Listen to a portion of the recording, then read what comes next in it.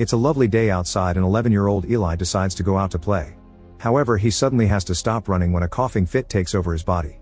He falls to the floor as his skin begins getting red, painfully burning and making Eli scream for help, but nobody hears. At that moment Eli wakes up and it's revealed he lives in a sterile bubble inside the house. He suffers from a rare autoimmune disease that manifested only a couple of years ago and makes him extremely vulnerable to the outside world, basically making him allergic to everything. Eli is still incredibly loved by his mother Rose, who always tries to share her affection through the plastic of the bubble so Eli won't feel alone. Everything Eli uses every day must be sterilized first and put in a bag before washing. His clothes come in airtight bags, and he has to wash himself with wet wipes. If Eli needs to go outside, he wears a hazmat suit, sealing any crevices with tape.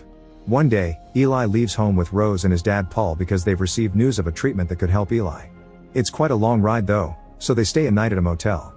The next morning while the family leaves, a group of rednecks make fun of Eli for his hazmat suit and throw a firecracker at him, making him fall. Eli immediately panics and has trouble breathing, skin quickly getting red because the suit has torn on the knee when he fell. Paul rushes to seal the hole with tape while Rose guides Eli through his breathing exercises until he calms down. Once the family is in the car, Paul makes sure to run over the rednecks' tables and chairs for revenge. Hours later, the family makes it to their destination, and Eli notices a girl named Haley sitting nearby watching them. The treatment center turns out to be an old mansion that has been converted into a sterile facility, and the front doors are made of steel. First Eli must enter alone so he can go through decontamination, and once he's safe his parents go through the same process. Then the family meets Dr. Horn, who has been using this new treatment for years now on various kids.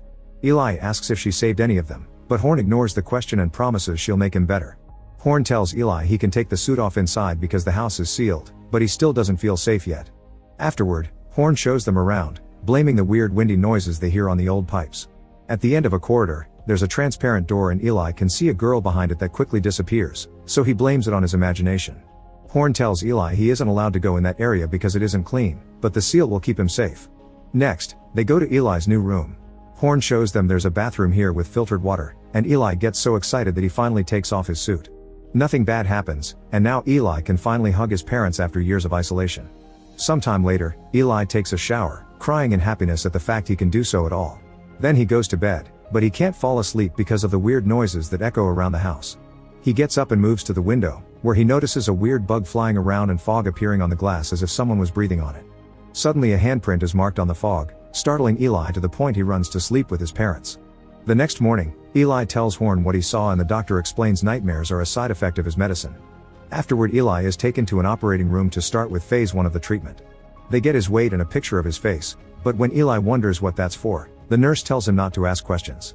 Then Eli is tied to the table and a special contraption is used to hold his head down, which makes him nervous. Horn explains what the science behind this medicine is like, making an incision and injecting him with strange substances, but Eli is too distracted by the creepy reflection he sees on the back of a chair showing something terrifying is in the room. A very scared Eli falls unconscious, and when he wakes later, he finds himself having an allergic reaction while tied to the table, his skin burning painfully while the nurses watch without doing anything. Suddenly Eli wakes up again and realizes it was a nightmare. He had been brought directly to his room after the procedure was over. At that moment he hears another noise and discovers Haley is throwing stones at his window. Excited to make a friend his age, Eli rushes downstairs and looks for a tall glass window that he can use to talk to Haley directly. The two of them bond over their love for magic. Eli is kinda awkward with his card trick but Haley impresses him by making a flame appear on her hand. Haley also reveals she knows Eli is sick and points out that none of the previous patients ever left the house. Eli wants Haley to visit him inside, but Haley refuses, explaining she's creeped out by both the house and Horn. After Haley leaves, Eli makes his way back, only to be shocked when he sees the mysterious girl inside an abandoned room. The power light goes out and the girl suddenly appears at the end of the corridor, where she begins chasing Eli. A terrified Eli runs away and when the light comes back on, he sees the ghost shadow and thinks he's been cornered, but it's just Paul, who scolds Eli for wandering alone. Eli mentions the girl, but Paul says there's nobody else there. During dinner, Eli tells his parents about the things he saw, but neither of them believes them. Later while he's in bed, Eli is reading a book about magic tricks to understand Haley's fire trick when suddenly he hears the noises again. There's a strange shape behind his curtains that doesn't have feet, so Eli slowly and carefully comes closer to look behind them, only to find nothing.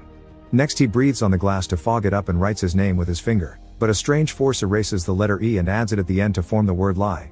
Truly terrified now, Eli walks away and accidentally bumps into the mirror in his wardrobe, which allows him to see the ghost girl in the reflection.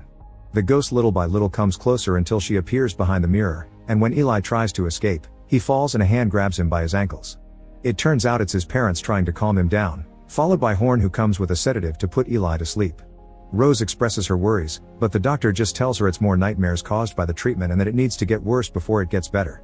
The next day, Eli is put through the second phase of the treatment. Once again he's tied down and his head is held by even more gadgets now. Today's injection makes his skin rash react quite badly, and while Eli wiggles in pain, they make a hole in his skull with a drill. At that moment Eli passes out from the pain. Afterward, Horn tells the parents Eli is having a reaction to the treatment and that he may reject it like it sometimes happens with transplants. Later over dinner, Eli tells his parents he feels the doctor is making him sicker and that he wants to leave the mansion.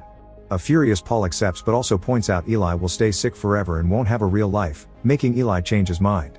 In the evening, Eli hears noises in the bathroom. He slowly approaches the tub and notices a shadow on the curtains, but when he pushes them aside, there's nothing there. The door closes by itself and the mirror gets foggy as Eli's nose begins bleeding. Another ghost suddenly appears on the mirror and then on the tub, trying to catch Eli. The boy tries to run away, only to find the door locked, so instead he hides inside the wardrobe. The ghost then breaks the mirror and begins shaking the wardrobe, but since Eli won't come out, the ghost pushes the wardrobe to the floor before disappearing. Eli comes out and discovers the ghost wrote a word all over the wood, forming the word Eli and lie at the same time. At that moment, his parents and the doctor arrive and think Eli destroyed the wardrobe. They sit him down to ask what's wrong, but when Eli tries to explain, nobody believes him. In the evening, Eli meets with Haley again, and the girl shares the story of Perry, the previous patient before Eli. Perry had also thought the house was haunted, and she never saw him again after his treatment reached phase 3. Haley wants Eli to escape before he reaches that stage 2, but Eli refuses to leave without his parents and his suit. Suddenly the lights start flickering in the corridor and Eli goes to investigate. As soon as he steps in, he's pushed to the floor by a strange force. It's the ghosts of the 3 previous patients, who begin dragging him away. As he screams, Eli can see the ghosts' reflections on nearby surfaces, until the ghosts push him into the space between steel doors. The ghosts also open the main door, contaminating the entrance and causing Eli's body to immediately have a bad reaction. Thankfully his parents and Horn show up to rescue him, but Eli calls the doctor out for being evil and killing Perry with her treatment.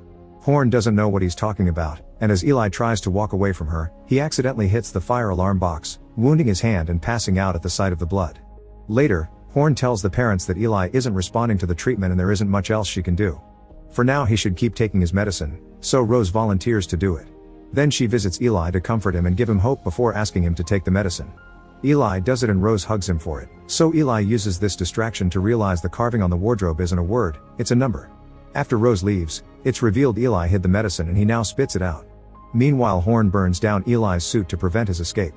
Later, Haley visits Eli again and hears about the ghosts. Eli also breathes on the glass and writes his name to show her it becomes the number 317, which the ghost must have left as a message.